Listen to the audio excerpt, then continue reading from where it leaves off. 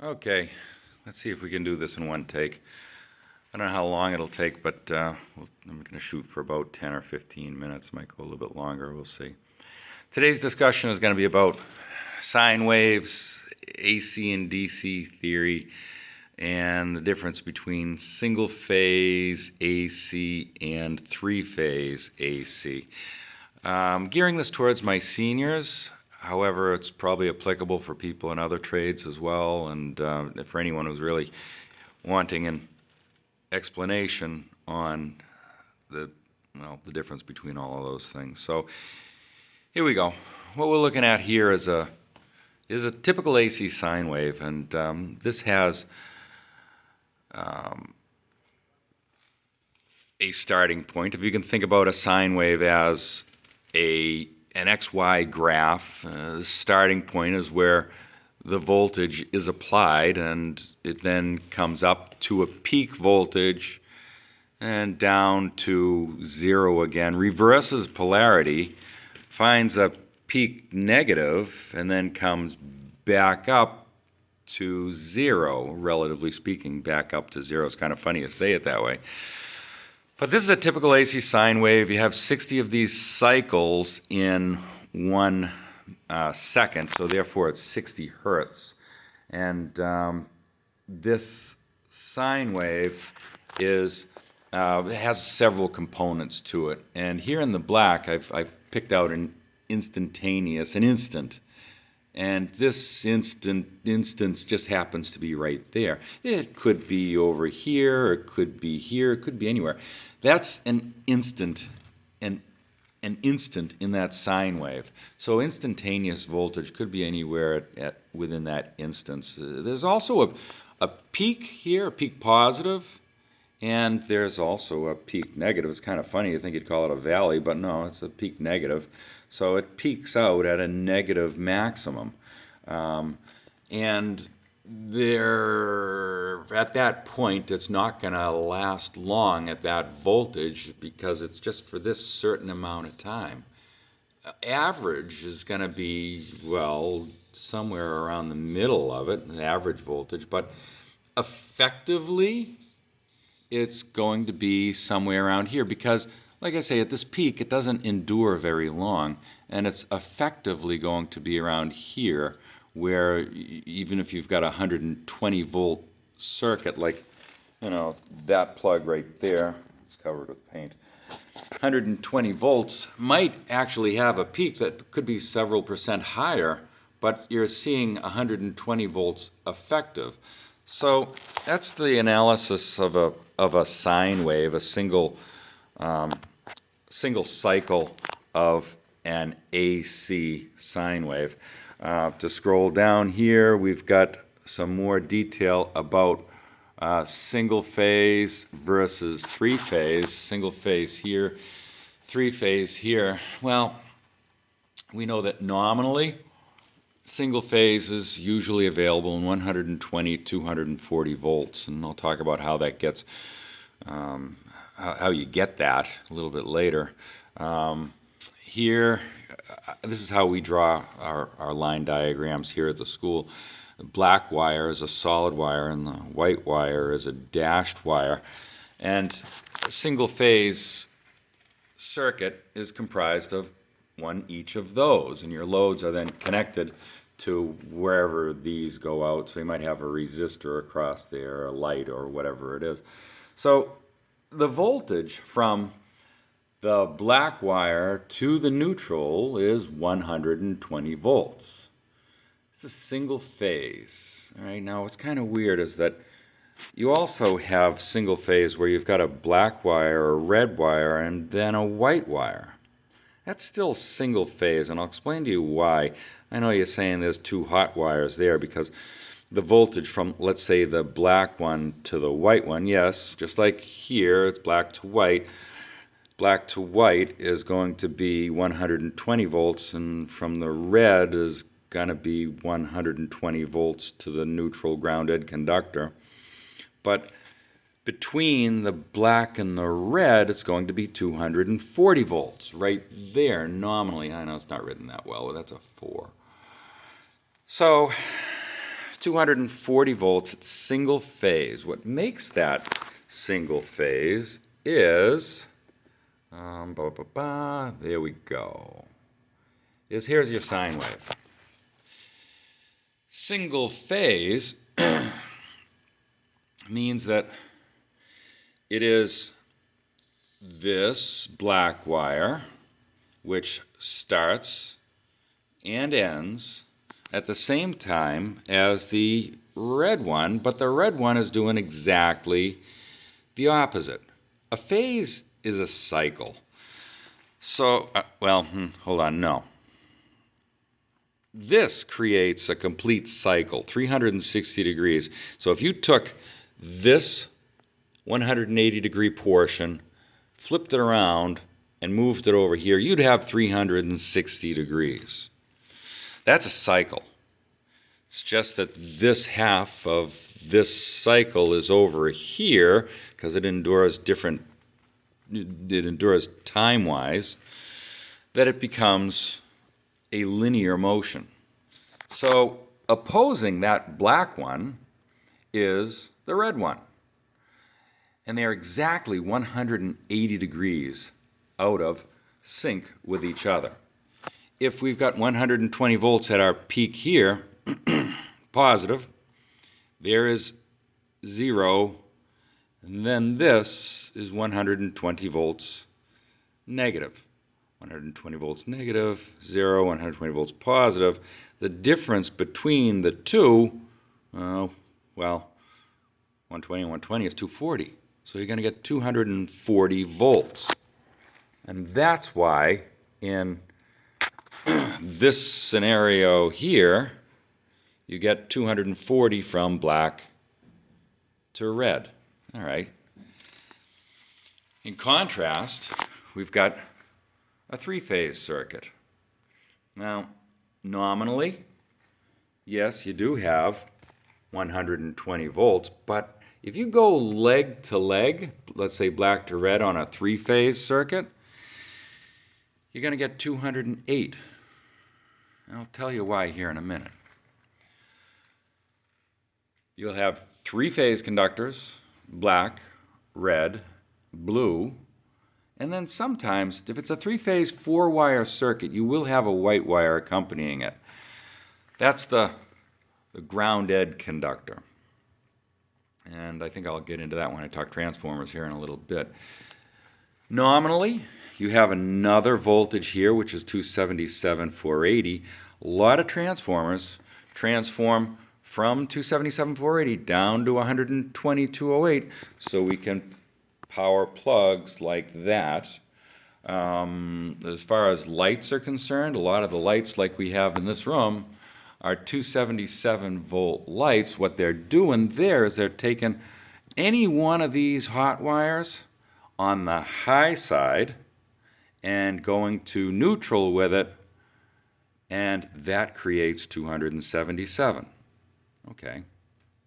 That means on the high side of the transformer, you've got 277 from any leg to ground and 480 from leg to leg. Low side, 120 to ground and 208 leg to leg.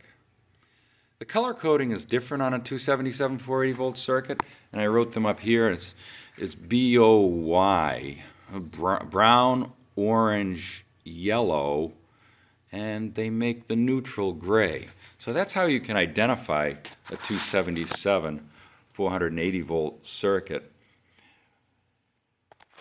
Transformer-wise, and how we arrive at this frequency stuff, it kind of looks like this. Here's a single-phase side, and on the single-phase side, you've got a primary and a secondary. Primary, it could be anything. It could be 4160, 13,800. It's a higher voltage. But on the secondary side, they've got this. A coil with a center tap. And if you observe polarity, you got a north up here and a south down here.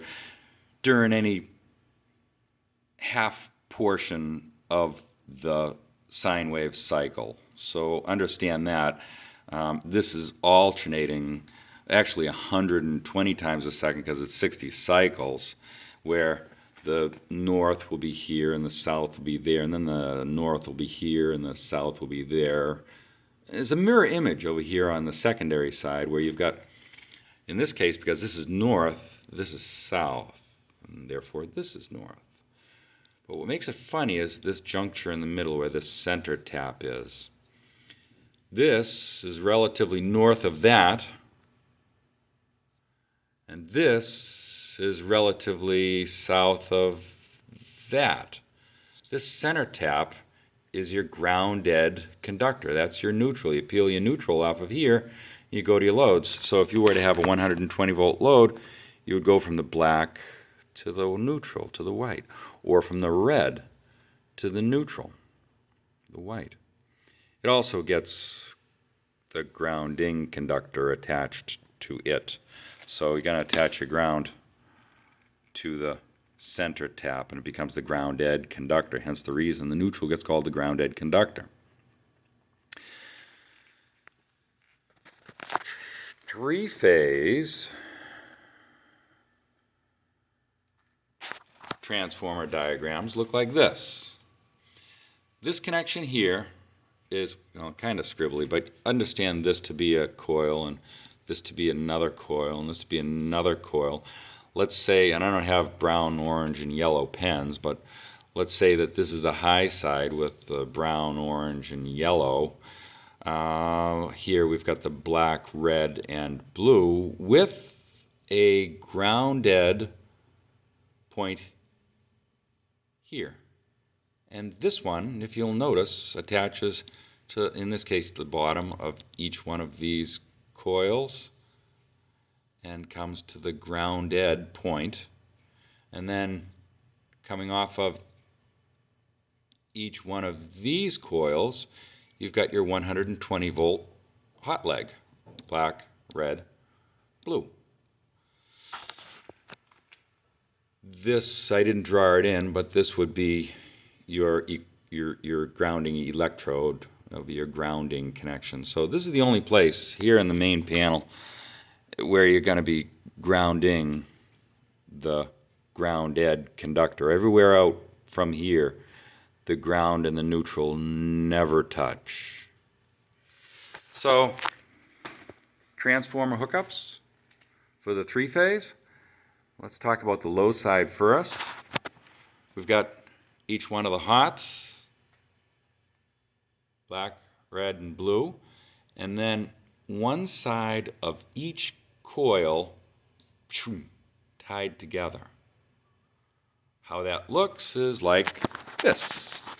It's called a Y connection. That's how you spell it. I didn't make this up. I don't know how they come up with that, but anyway, that's how you spell it. The grounded center tap is your ground, and each one of the phase conductors, there's your black, there's your red, and there's your blue. So if you went from blue to ground on your low side, your 120, 208, you would get the 120 from there to there.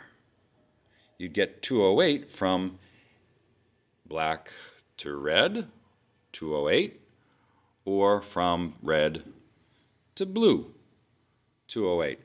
The reason for that, you're not getting 240 like you do on the single phase, is because these are 120 degrees phase separation.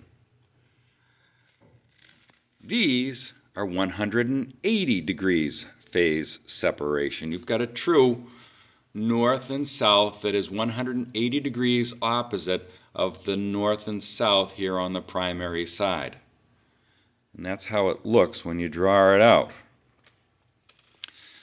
This here, 120 degrees, you're not getting complete opposition, north and south polarity, when you go from leg to leg. All right, you scroll this some more and show you how that looks. We talked about this one, phase, single phase, you've got opposition and polarity. Three-phase, well, it kind of gets a little weird over here. I was unable to draw it effectively, but I think you get the idea if I focus in over here, where if that's peak, opposing it, you don't have peak on blue at that point. That occurred already. And likewise, let's say peak red would be here. These guys, the black and the blue, they're not peak at this point in time. So you're not getting 180 degrees opposition there either. If you move your timeline like this, you'll notice that nowhere along this line, unless, not even there, if I drew this correctly, which it's pretty close, I guess, nowhere along that line do you have 180 degrees of opposing sine wave. So that's why with the 120 degree separation of the wide three-phase transformer setup, you don't get the full 240 volts. All right, we can make it a little bit more complicated than that. In contrast to the Y setup, we also have the delta setup, which is the way this is set up. The advantage of delta over Y is that you don't need the ground-dead conductor. So you can transmit voltage across each one of these legs. In this case, it would be brown, orange, yellow. And notice the connections. Coil A gets connected to coil B, connected to coil C, and goes back up to coil A. There's your tap right there for coil A, B, and C.